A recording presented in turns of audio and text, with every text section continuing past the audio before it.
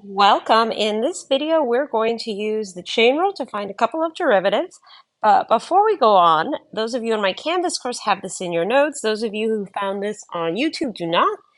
F of x is equal to the square root of 25 minus x squared. So this represents the top half of a circle of radius 5.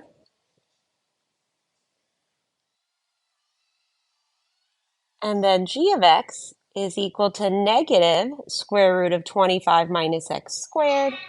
And this represents the bottom half of a circle of radius 5. Both of these would be centered at the origin.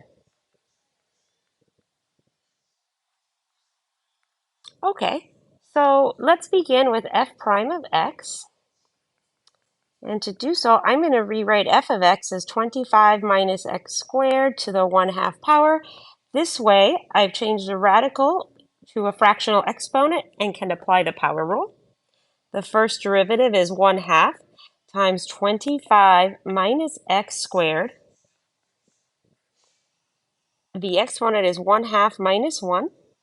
And then we multiply by the derivative of 25 minus x squared. So this is 1/2 times 25 minus x squared to the negative 1/2 times negative 2x, which simplifies to negative x divided by the square root of 25 minus x squared.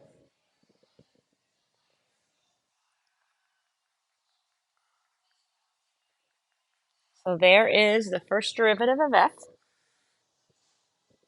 Now let's find the first derivative of g prime of x. And I should rewrite this the same way I rewrote f, so g of x is equal to negative then 25 minus x squared, this entire quantity to the 1/2 power.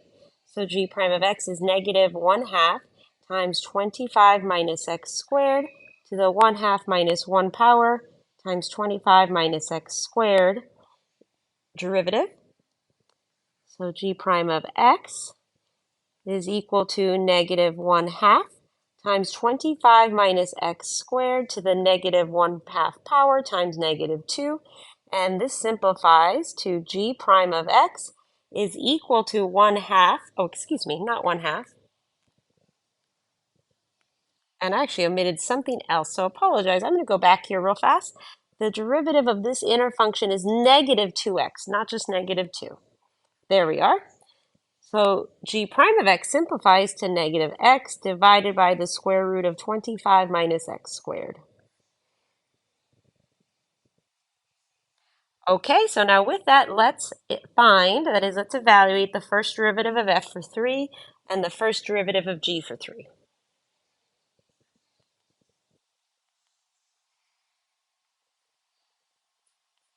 Okay, so f prime of 3 is equal to negative 3 divided by the square root of 25 minus 9, which is negative 3 over 4. Let's do the same thing here for g prime of 3.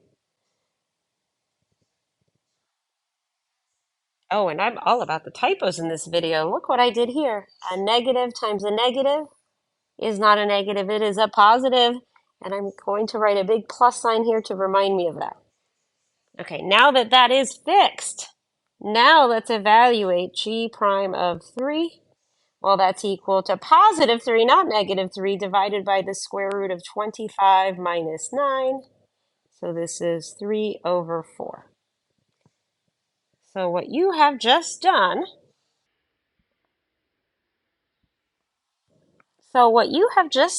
and notice I took a quick moment to just scooch over my work to either side so I could fit in this sketch here.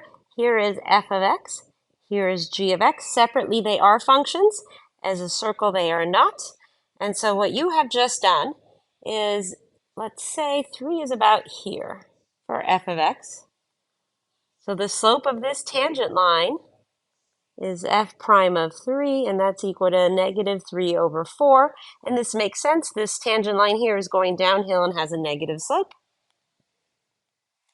Similarly here, for g, when x equals 3, the slope of this tangent line is equal to g prime of 3. which is positive 3/4, and also makes sense since this line is going uphill.